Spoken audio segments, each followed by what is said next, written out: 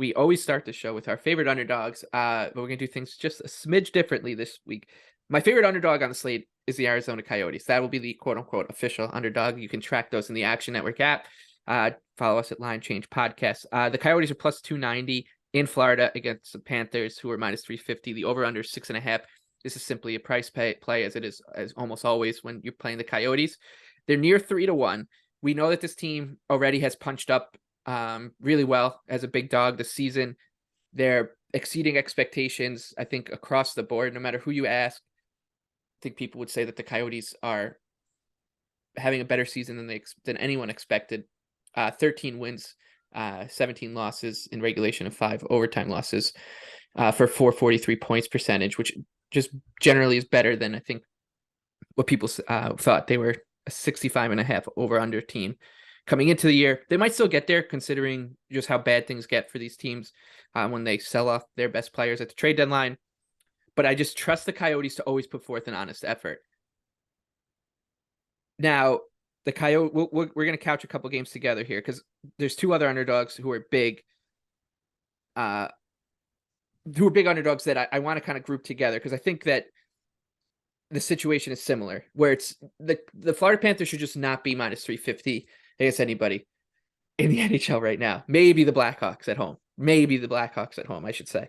I should say they shouldn't be this big against the kind of second tier from the bottom. I think you could put the Blackhawks and the Ducks and the Blue Jackets in one tier. The Coyotes, I think, have earned the respect to be said. They're a little bit better than those teams. Let's give them that. That said, you look at the Blue Jackets price, they're plus 190 against the Senators, minus 225, and the Canadians plus 185 against the Predators, who are minus 215. And the Canadians, Panthers, and Senators is why I want to group these teams together, because I just don't think you can ever trust those 3 teams at these prices at all.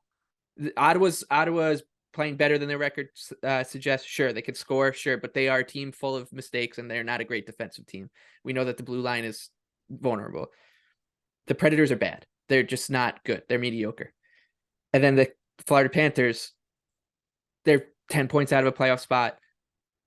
There are definitely some positive regression that should come for this team, but at the same time, you can't trust them as a minus 350 favorite right now. So the Coyotes are my underdog, but I do like the Blue Jackets and I like the Habs, and I'll turn it over to you for those 3 games. Okay, I'm going to rebuttal. I'm scared of the Panthers in this spot because, for one, if the Coyotes don't have Nick Schmaltz and Michelli, those 2 dominate for them. So as much as they're relatively unknown, well, I shouldn't even say they're unknown. Everyone knows Schmaltz is unreal. So that scares me. I think it's a similar spot for the Panthers to what we saw versus Montreal. I'm not coupling the Coyotes with the Montreal Canadiens. I respect that they've been way better than Montreal lately. It still kind of just scares me as a get right spot for Florida, where I don't see them dropping this game. Whether to this point they've earned this price or not is debatable. Same thing with Montreal. That team scares me. I've never seen a team play as bad as they did versus Washington on Saturday. That was comical. I have a couple good friends who happen to be Habs fans, and I was just roasting them throughout that game because it was an absolute gong show. It was a laugher. It looked like my Saturday morning accountants league I sub in. So I'm scared of the Canadiens, even versus a Nashville team we don't like. We know they're going to play more respectfully in this game. They're going to try to, make it close and sort things out. But there's 5 rookie defensemen playing that blue line right now, and it's showing.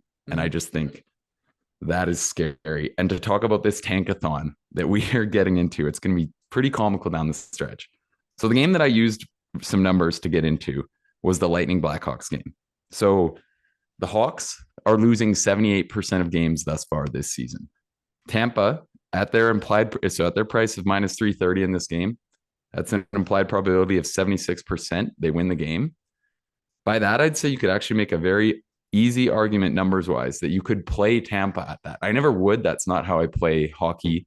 But if you wanted to use them as a parlay piece, I think the numbers actually support it, because the Hawks seem likely to lose 80% of games this year, and now they're playing Tampa. So they're obviously more likely to lose to Tampa than a middle-of-the-pack team. So I think that's just something to note moving forward, that this team could have, or this year, we could have 3 historically bad teams. Right now, the Ducks, Hawks, and Flyers are all on pace for around 45 points. That's going to be the lowest we've seen since Montreal got 55 last year. There's a 48 point team 4 years ago, and there was a 54 in 2015. And then looking at it from expected goals rates, Buffalo was the last team the year McDavid was drafted to play to an expected goals below 40% over the entire season. This year, we might have 3. So analytically, these teams are actually that horrible as well. So I think these are all just interesting notes when you're talking about these massive underdogs. And this is a good slate to talk about it because I think it's one of those things. Yeah, there's a bunch, and you never really like, you're never going to look at Tampa and think like, oh, I want to lay that money. And personally, I won't. Like when I do it, I either parlay it with something or play the puck line. But I just think those are interesting notes that those teams are on track to be historically bad. Maybe they won't be priced accurately, even when they're this huge of an underdog. But it's one of those things you're almost looking at it where like, these can be priced like football games when it's like Kansas City versus a weak team. Like that's where we're getting to in this season, which is kind of unheard of in the NHL, especially if you keep in mind that some of these teams are traditionally, we see the tanking teams drop off more as the season goes along. They're going to get rid of guys. So yeah, I think that's an interesting note to watch moving forward.